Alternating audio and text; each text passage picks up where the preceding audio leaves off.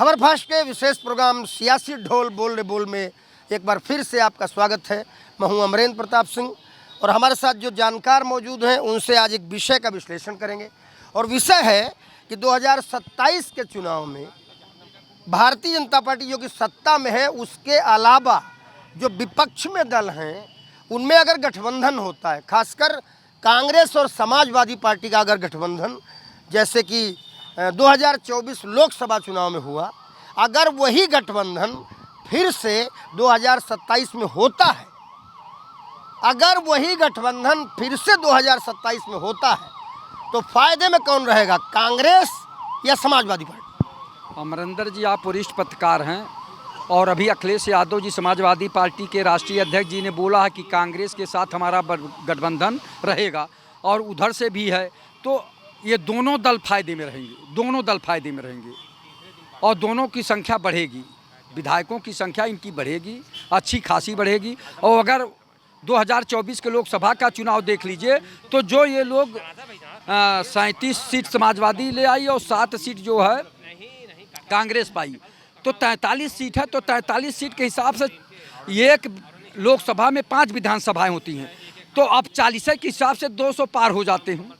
तो आप समझ लीजिए कि समाजवादी पार्टी और कांग्रेस का गठबंधन अगर मजबूती से लड़ेगा और धरातल पे मेहनत करके लड़ेगा तो 2027 में समाजवादी पार्टी और कांग्रेस का गठबंधन को बहुमत मिलेगा और ये लोग उत्तर प्रदेश में सरकार बनाएंगे। ठीक है, आपने बहुत अच्छा बताया, लेकिन आपने जो बता दिया वो हमने पूछा ही नहीं था। हमने आपसे ये पूछा था, ये जो आपने बताया बहुत शानदार बताया हमारे दर्शकों के लिए और सहज हो जाएगा बातों को समझना। लेकिन आज की राजनीति के परिवेश में कांग्रेस देश की सबसे पुरानी पार्टी है, उत्तर प्रदेश में भी लंबे समय तक सत्ता में रही है, समाजवादी पार्टी में भी कई बार सत्ता सुख आया है। मुलायम सिंह यादव 3 बार मुख्यमंत्री रहे, उनके बेटे भी एक टर्म मुख्यमंत्री रहे। कुल मिलाकर लब्बो लुआब जो है वो जनता भी जानती है, आप भी जानते हो और आपने बता भी दिया। लेकिन हमारा सवाल ये है कि अगर 2027 में ये गठबंधन होता है, हम ये कहीं नहीं रहे जीतेंगे कि नहीं जीतेंगे, हम उस पर जा ही नहीं रहे।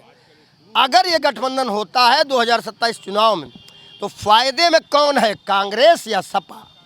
दोनों फायदे में हैं, कांग्रेस और सपा दोनों में फायदे में है, चूंकि गठबंधन का मतलब है कि दोनों जो है फायदे में रहेंगे। आपसे बताए ना कि कांग्रेस 1 सीट पे थी लोकसभा में तो 6 सीट जीती, 7 हो गई उनकी, और जो है समाजवादी 5 थी तो कहाँ पहुंच गई, 37 सीटें पहुंच गई। तो दोनों दलों का फायदा होगा, कांग्रेस का भी होगा, समाजवादी पार्टी का भी होगा। और जनता ये चाह रही है कि किसी तरह से भारतीय जनता पार्टी को उत्तर प्रदेश से उखाड़ फेंका जाए, चूंकि माननीय योगी आदित्यनाथ जी रोज कहते हैं zero tolerance, zero tolerance, zero tolerance, भ्रष्टाचार मुक्त उत्तर प्रदेश, अपराध मुक्त उत्तर प्रदेश, गुंडा मुक्त उत्तर प्रदेश। और आप लखनऊ शहर में है, हाईटेक शहर है या स्मार्ट सिटी है और जो है हाईटेक पुलिस है यहाँ की, उसके बाद भी रोज अपराध घटते जा रहे हैं। अभी हाल ही में आज मैं देखा निगोहा में जो है निंदौरा गाँव है, वहाँ भारतीय जनता पार्टी के जिला अध्यक्ष और माननीय विधायक अमरेश जी वहाँ जो है ग्राम पंचायत के जो है भवन के सामने अवैध कब्जा करा रहे थे और वहाँ का एसडीएम किसी तरह से जो हटाया, प्रधान वहाँ धरने पे बैठा, तब जाके जो है वहाँ से जो है अवैध कब्जा हटाया गया। तो देख लीजिए माननीय योगी आदित्यनाथ जी का जो जीरो टॉलरेंस है वो फेल होता जा रहा है। अब जनता, ठीक है, बहुत अच्छा बताया, आप बताते जा रहे हो, लेकिन जो हम पूछ रहे हैं वो बिल्कुल नहीं बताओगे। कोई भी दल अगर छोटा भी हो उसका अपना एक संगठन होता है, संगठन में कार्यकर्ता काम करता है, बूथ से लेकर के शक्ति केंद्र से लेकर के भारतीय जनता पार्टी को ही अगर हम ले लें, मंडल महामंत्री, मंडल अध्यक्ष, जिला, जो भी है, ऐसे ही कांग्रेस देश की सबसे बड़ी पार्टी है तो उसके पास सबसे बड़ा संगठन है, था और रहेगा भी, हमें उम्मीद करते हैं।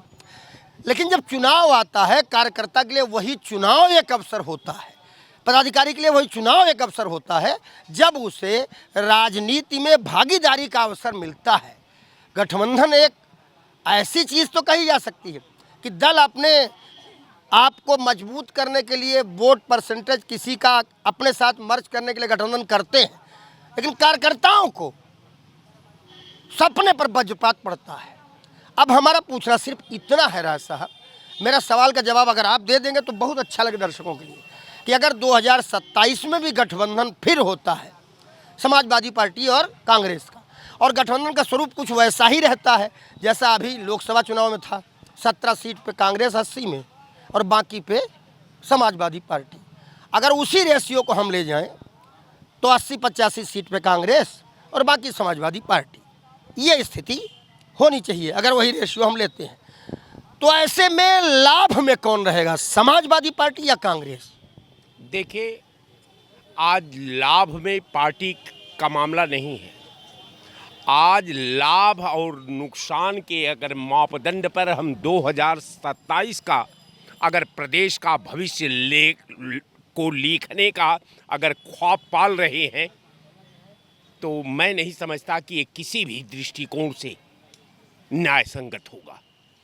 कारण ये कि हमारे लिए पहले प्रदेश है, आवाम है, उसकी सुरक्षा है, उसका सिस्टम का रक्षा है, उसका सपना है, उसकी अपेक्षा है, और हर अपेक्षा का पूरा करना जो विपक्ष का एक दायित्व है और धर्म भी है। अब रह गया सवाल कि देखिए, मैं आपके सवाल से हट नहीं रहा हूँ, मैं आपके सवाल पर ही घूम रहा हूँ। अब रह गया सवाल कि गठबंधन एक आधार हो सकता है, विकल्प हो सकता है, लेकिन गठबंधन एक तरफ और आवाम का हित एक तरफ। अगर आवाम का हित का अगर मामला आता है, हमारे संवैधानिक स्ट्रक्चर का मामला आता है, हमारे संवैधानिक व्यवस्था का मामला आता है, तो मुझे लगता है, मैं ये नहीं कहता कि जो मैं राय आपके चैनल पर अपना दिल की बात को व्यक्त कर रहा हूँ ये न्याय संगत होगा, लेकिन मैं अपना पक्ष आवाम के तरफ से जरूर रखना चाहता हूँ कि गठबंधन में हित अहित एक अलग का सब्जेक्ट है, पार्टी का हारना जीतना एक अलग का सब्जेक्ट है, लेकिन जनता 5 साल के बाद हारती और जीतती है। आप पार्टी उसका खामियाजा नहीं भुगतती, आवाम उसका खामियाजा भुगतता है, सिस्टम उसका खामियाजा भुगतता है, विधा उसकी खामियाजा भुगतती है। कारण ये कि हमारे लिए आवाम का भविष्य, नौजवानों का भविष्य, उद्योग धंधों का भविष्य, कानून व्यवस्था का भविष्य, सिस्टम का भविष्य का रक्षा करना पॉलिटिकल दलों का धर्म है।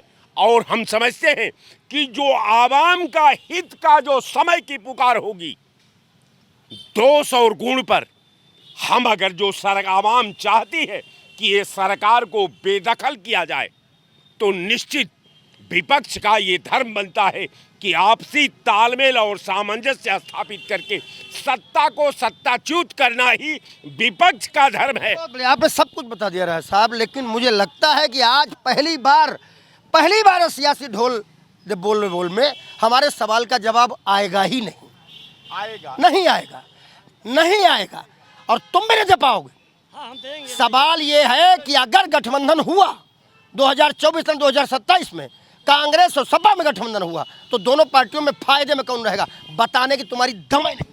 फायदे में भारतीय जनता पार्टी रहेगी। जब तक समाजवादी कांग्रेस का गठबंधन होगा तब तक यहाँ योगी वहाँ मोदी, इसमें कोई दो राय नहीं।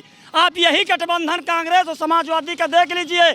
मध्य प्रदेश में अखिलेश यादव ने अपने कैंडिडेट लड़ाए, दिल्ली में जो है और अरविंद केजरीवाल की मदद की, और आज ये नहीं हमको लग रहा है कि चोरी है कि सीना चोरी है, एक दूसरे को गाली भी दे रहे हैं और फिर बाद में गठबंधन की भी बात कर रहे हैं। जहाँ तक सवाल रहा है, हम तो अल्लाह से मनाते हैं कि जब तक समाजवादी कांग्रेस का गठबंधन रहेगा, समाजवादी कांग्रेस जनता का भविष्य नहीं देख रही, केवल अपना वजूद दोनों बचा रहे हैं। और फिर भी माननीय योगी आदित्यनाथ जी पूर्ण बहुमत से सरकार बना। यार रील अलग चलाते हो। हाँ योगी जी पूर्ण बहुमत से सरकार बना चुके हैं 2 बार, हम कैसे कहते नहीं बनाएंगे, हमारा ये काम नहीं। लेकिन तुम कह रहे हो, तुम्हारी रील नहीं, हम पूछ रहे हैं सपा और कांग्रेस में अगर गठबंधन होगा तो समाजवादी फायदे में रहेगी या कांग्रेस? तुम कह रहे हो फायदे में बीजेपी रहेगी। नहीं, कमाएगी कांग्रेस और खाएगी समाजवादी, यही चलता रहेगा, और राज्य करेगी भारतीय जनता पार्टी, इसमें कोई दो राय नहीं। आपसे पूछ लेते हैं, इन्होंने एक नई चीज निकाली, मेरे सवाल के जवाब के करीब करीब थी, वो थी कि कमाएगी कांग्रेस और खाएगी समाजवादी पार्टी। आपको क्या लगता है, अगर 2027 में समाजवादी पार्टी और कांग्रेस का गठबंधन फिर से होता है और उसी रेशियो में होता जैसा 24 में हुआ, तो चुनाव के परिणाम क्या होंगे बाद में देख लेंगे, लेकिन दोनों दलों में फायदे में कौन रहेगा? सबसे पहले फायदा तो समाजवादी पार्टी का रहेगा। अगर कांग्रेस से इनका गठबंधन होता है तो सपा का फायदा होगा। ये बिल्कुल फैक्ट है। कैसे, जरा दर्शकों को ये भी बता दीजिए। देखिए, जो भी वोट ग्राफ कांग्रेस का है वो सपा के साथ में जब गठबंधन करके लड़ेंगे तो जो बसपा का और जो कांग्रेस का वोट है वो सपा के पक्ष में आएगा और सपा ज़्यादा सीट लेकर के निकलेगी, क्योंकि जो भी इनका वोट बैंक है ये इनको सीटें कम मिलेंगी और सपा को ज़्यादा मिलेंगी, तो सपा का फायदा होगा। सपा का फायदा। हाँ, सपा। पंडित जी आप बता दो, मामला आज फंसा है। अगर कांग्रेस सपा में फिर गठबंधन होता 2027 में, चुनाव परिणाम क्या होंगे हम आज नहीं पूछ रहे हैं, समय आएगा तब पूछ लेंगे, लेकिन हम ही जरूर पूछ रहे हैं कि कांग्रेस फायदे में रहेगी कि समाजवादी पार्टी? यहाँ वर्तमान स्थिति जो होगी 27 की, वहाँ यहाँ कांग्रेस से ज़्यादा समाजवादी पार्टी फायदे में रहेगी। कांग्रेस फायदे में रहेगी, लेकिन नंबर 1 में समाजवादी पार्टी, नंबर 2 में कांग्रेस फायदे में रहेगी। मुनीलाल भाई, मुझे नहीं मालूम चुनाव परिणाम क्या होंगे। अभी सराफत यहाँ कह रहे थे कि कांग्रेस और सपा में, हमने पूछा 2027 में कांग्रेस सपा में अगर गठबंधन फिर हुआ तो फायदे में कौन रहेगा, कांग्रेस या सपा? तो वो कह रहे फायदे में रहेगी बीजेपी। नहीं, मैं आपके चैनल से एक माध्यम से बता दे रहा हूँ, अब की सपा और यार कांग्रेस का अगर हुआ तो समाजवादी सपा हो जाएगी और कांग्रेस की सीट बढ़ेगी, मैं आपको बता रहा हूँ। और सरकार बनाएगी, सुन लीजिए, सरकार बनाएगी योगी आदित्यनाथ की बनेगी। और आपको समाजवादी का सफाया अब की उल्टी रील चलेगी, जैसे पिछली दफा आपने चला ही दी उल्टी रील। नहीं, पिछली दफा जैसे हुआ कि कांग्रेस और समाजवादी का गठबंधन हुआ तो फायदा समाजवादी को मिला। अब की ये नहीं होगा, अब की उल्टी चरखी चलेगी, अब की समाजवादी सफा होगी और कांग्रेस समाजवादी की जगह पर विपक्ष में आएगी। और योगी आदित्यनाथ तीसरी बार मुख्यमंत्री बनने जा रहे हैं, उसमें कोई रोक नहीं पाएगा। ठीक है, आपकी बात आ गई। अब हम आपसे पूछ लेते हैं, अगर मैंने रेशियो भी लिया, मैंने कहा यदि गठबंधन उसी रेशियो में होता है, जैसे लोकसभा में 80 सीटों में 17 कांग्रेस को मिली और बाकी समाजवादी ने लड़ी, तो अगर हम 17 सीटें लोकसभा का एवरेज निकाल लें तो एवरेज में 5 सीट आती है एक लोकसभा में, तो 85 सीट मान लीजिए कांग्रेस को मिल गई, बाकी समाजवादी पार्टी लड़ी। तो ऐसे में वो जो गठबंधन होगा उसका परिणाम छोड़ो, जो आएगा देखेंगे, लेकिन गठबंधन करने से फायदा किसको? ऐसा है, आपके सवाल पर एक सवालिया निशान हम लगा देते हैं। सवाल पर सवालिया निशान? हाँ, लगा दो भैया। गठबंधन का मतलब है दोस्ती, और जब दो लोगों में दोस्ती होती है तो हम घाटा मुनाफा नहीं देखा जाता है। तो जब कांग्रेस और समाजवादी पार्टी और कांग्रेस में गठबंधन है तो घाटा मुनाफे क्या बात है? घाटा मुनाफा सोचा ही नहीं जाएगा कि कौन फायदे में रहेगा, कौन घाटे में रहेगा। दो दोस्तों के बीच में इसका मूल्यांकन होता है, दो दोस्तों के बीच में मूल्यांकन होता है कि इस चीज़ को कैसे पार किया जाए, हैं? तो इसलिए घाटा मुनाफे का फैसला आप मत करिए। हम फैसला नहीं कर रहे, हम सवाल पूछ रहे हैं। लेकिन संगठन, कार्यकर्ता, पदाधिकारी, साल भर दरी बिछाने वाले, 5 साल मेहनत करने वाले, बूथ अध्यक्ष, मंडल के अध्यक्ष, कमंडल के अध्यक्ष और लेदे के जिला के अध्यक्ष, अगर चुनाव नहीं लड़ने के लिए मिलेगा किसी को कभी, तो वो काहे के लिए पदाधिकारी है? 75 जिले हैं, तुमने 85 जिले लड़ ली, बाकी सब बैठे। तो मेरी समझ में नहीं आता, देश की सबसे पुरानी पार्टी के वो कार्यकर्ता जो पूरे 5 साल जान देते हैं लोकसभा में जो मरे, उनका क्या होगा? नहीं, उनका नुकसान होगा। जो 5 साल मेहनत करते हैं अपनी अपनी पार्टी के लिए, जब ये लोग गठबंधन कर लेंगे तो गठबंधन के बाद चुनाव लड़ेंगे, तो जब सीटें कम हो जाएंगी तो वहाँ पे वो प्रत्याशी लड़ नहीं पाएगा। जो भी कार्यकर्ता 5 साल मेहनत करता है वो चुनाव नहीं लड़ पाएगा। देखिए, एक और चीज़ है जो आपसे पूछ रहे थे, फिर इनके पास जाऊँगा मैं और आपके पास भी आऊँगा उस बात पर। बहुजन समाज पार्टी ने गठबंधन किया समाजवादी पार्टी के साथ। गठबंधन का लाभ उस समय तत्काल तो दिखा, 10 सीटों पर बसपा आ गई 0 से, लेकिन फिर जब गठबंधन खत्म हो गया तो बसपा अपने कैडर वोट परसेंट को भी खो दी, गायब हो गया। तो सवाल इस बात का है, ये गठबंधन गठबंधन गठबंधन करते करते कैडर भी गायब हो जाता है कभी कभी, ये भी देखो। तो ऐसा न हो कि मारे गठबंधन दे गठबंधन के चक्कर में बाद में वहाँ न बचे जो है। ये सब लोग भारतीय जनता पार्टी को गिराने के लिए जितनी भी पार्टियां, छोटी पार्टियां, क्षेत्रीय पार्टियां सब इकट्ठा होकर के चुनाव लड़ेंगी और बीजेपी को चोट पहुंचाने के लिए इनका एक लक्ष्य बना हुआ है कि बीजेपी को 27 में आने देना है। तो हर एक्शन का एक काउंटर रिएक्शन होता है। यदि सारे लोग किसी एक के खिलाफ हो जाते हो तो जनता सोचती है अच्छा ये सब मिलके एक का गिराना चाहते हैं, और ये भी हमने होते देखा है। बिल्कुल देखा है जो है, लेकिन जो ये गठबंधन हो रहा है इस बात पे विचार करना चाहिए कि ये गठबंधन जो है वैचारिक गठबंधन है या जो मजबूरी का गठबंधन है। और जो देखने में आता है ये दोनों वैचारिक भी है और मजबूरी भी है। ये एक जो है डूबती हुई नाव की सवारी है जिसमें बैठने का प्रयास हो रहा है, केवल इसलिए हो रहा है कि हम इससे इनको जो है नुकसान पहुंचा दें। मोनो डूबती नाव की सवारी, पूरा चेहरा दिखाओ। और देखिए क्या है कि इनके पास ना नेतृत्व है, ना नीयत है और ना कोई इनका विजन है। इसलिए अच्छा, कांग्रेस की दशा आपने पिछले दशकों से देख रहे हैं कि किस रास्ते पे जा रही है। उससे जो है जो कांग्रेस के कार्यकर्ताओं में निराशा आई है, छवि बनी है कांग्रेस की, और उस छवि के कारण आज तक कांग्रेस उभर नहीं पाई है। लेकिन उसी को साथ दे करके जो है दूसरी पार्टी भी जो देश के प्रदेश की जो है बड़ी विपक्ष की पार्टी है, वो भी उसी पे सवार हो रही है। निश्चित रूप से वो डूबती हुई नैया में जो है भार को और बढ़ा करके डुबाने। उम्र उतनी नहीं है भले, लेकिन मैंने अपना जब होश संभाला था तो मैंने जो बातें सुनी इन्हीं कानों से, वो मुझे याद हैं। और वो बातें होती थी कि हमारा गांव कांग्रेसी है, बातें होती थी हमारा मोहल्ला कांग्रेसी है, बातें होती थी कि हमारी बिरादरी कांग्रेस पार्टी के साथ है। और ये सारी बातें अमरेंद्र प्रताप सिंह ने अपने इसी जीवन में होश संभालने के बाद सुनी हैं। कहाँ चले गए वो लोग कांग्रेसी, कहाँ चले गए वो गांव कांग्रेसी, कहाँ चले गए वो जात कांग्रेसी, पात कांग्रेसी, बिरादरी कांग्रेसी। आज कांग्रेस पार्टी समाजवादी पार्टी या किसी अन्य पर मतलब दूसरे क्षेत्रीय दलों के कंधे पर सवार होकर ही आगे बढ़ पाएगी क्या? इनके पास अपने पहिए, अपने काम खत्म हो गए। अब ये आपने सही बात कही कि पहले अब आप लोग हमसे ज़्यादा देखें, लेकिन जो पहले मोहल्ले में देखा जाता है कि हर कोई कांग्रेसी होता है। कहा जाता है सबसे ज़्यादा प्रबुद्ध लोग अगर कहीं हैं तो कांग्रेस में।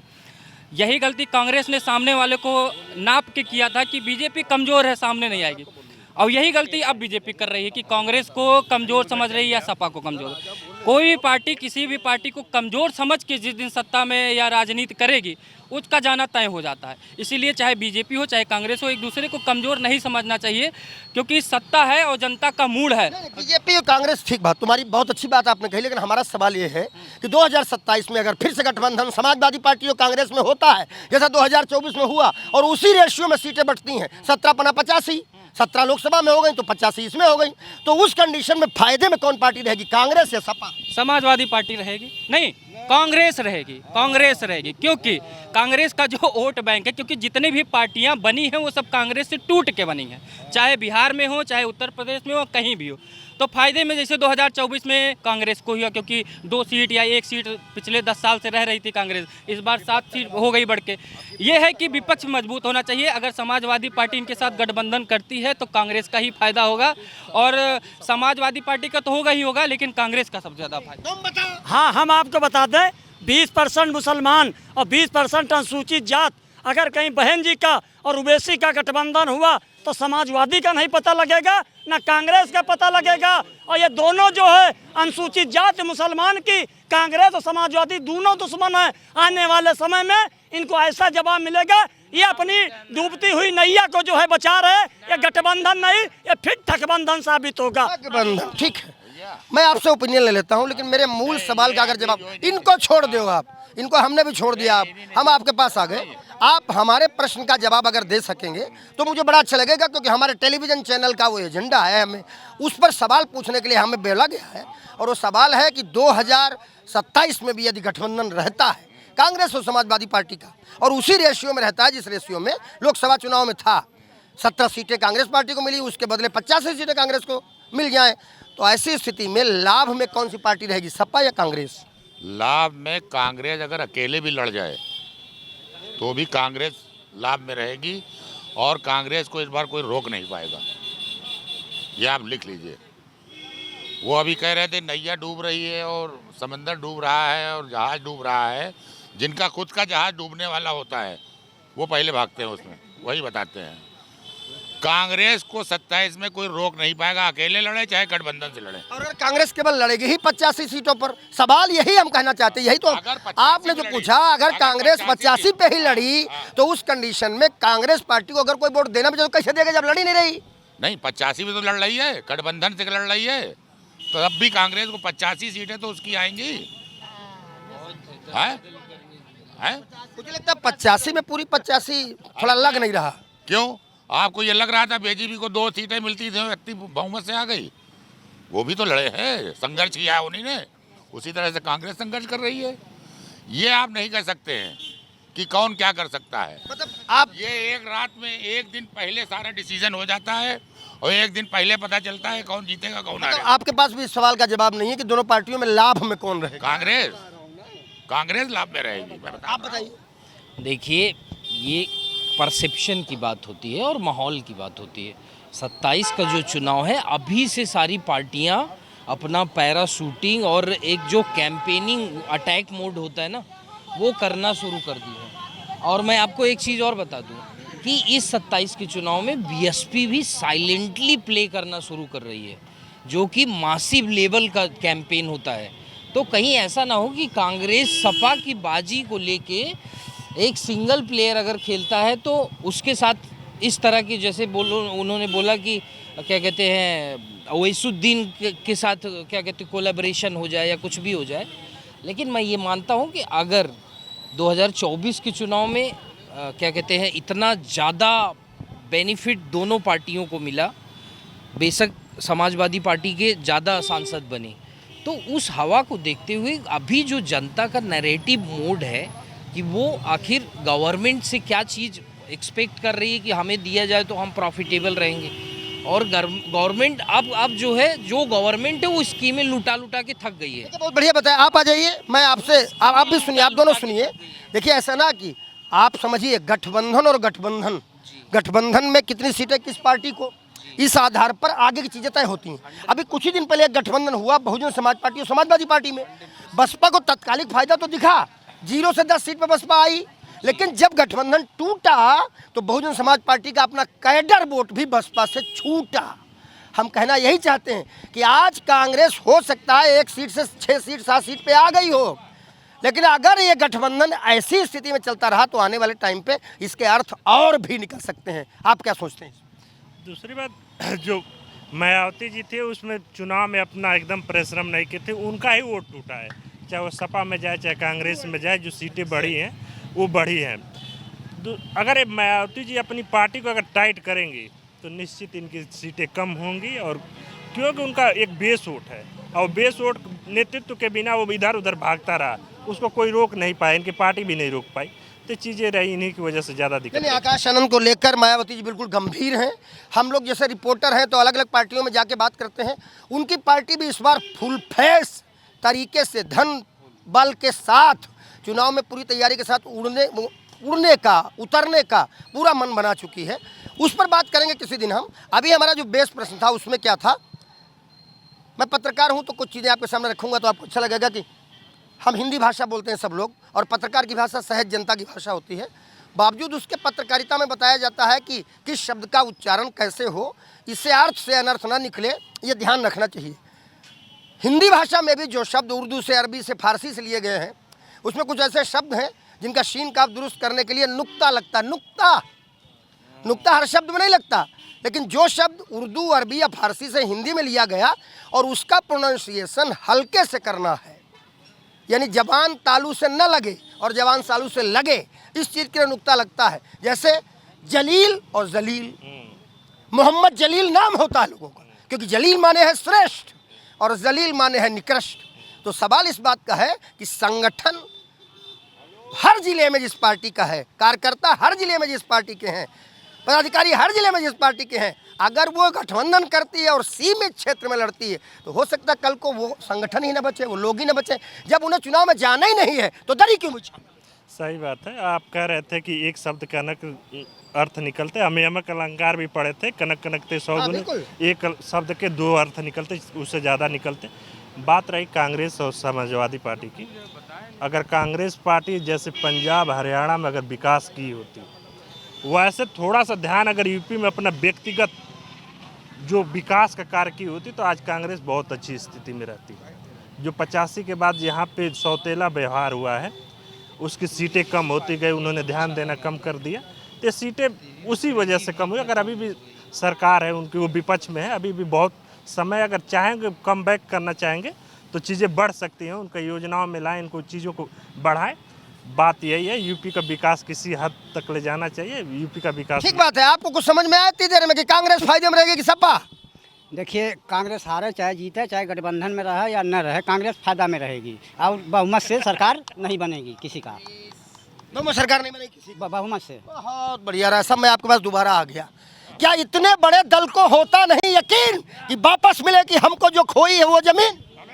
देखिए, बहुत आपने अच्छा कहा।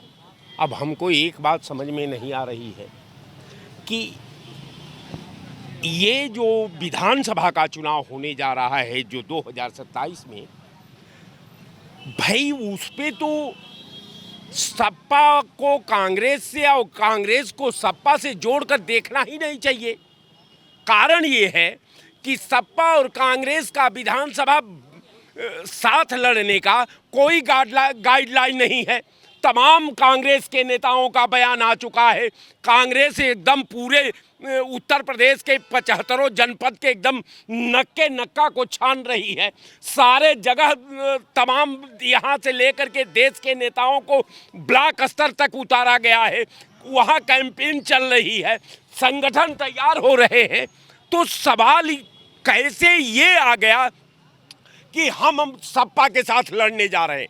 मैं आपके डिबेट पर अब बता रहा हूं बहुत बढ़िया कि कांग्रेस 2027 में अपने दम पर चुनाव लड़ेगी। सही क्या और गलत क्या ये तो जनता ही तय करती है। लेकिन आपने इनकी बातें सुनी। पहला सवाल तो यह है कि गठबंधन होगा या नहीं होगा। पहला सवाल तो यह है कि गठबंधन होगा या नहीं होगा, और होगा तो फायदे में कौन होगा और कौन नहीं होगा। और इन्होंने कहा एक चीज बोलेंगे, बोल लो भाई। परसों राहुल गांधी जी का बर्थडे था एंड अखिलेश यादव जी ने स्पेशली उनको विश किया और उस विश का आभार करते हुए उन्होंने कहा था कि 2027 के चुनाव में हम लोग फिर से फाइट करेंगे। देखिए, विश तो उनको प्रधानमंत्री नरेंद्र मोदी ने भी किया और अपने ऑफिशियल पेज से किया। राजनीति में इतनी सुचिता और इतना दायित्व निर्वहन तो करना ही चाहिए। जल्द ही बात करेंगे दूसरे मसले पे। आज के लिए इतना ही काफी है। तब तक के लिए नमस्कार।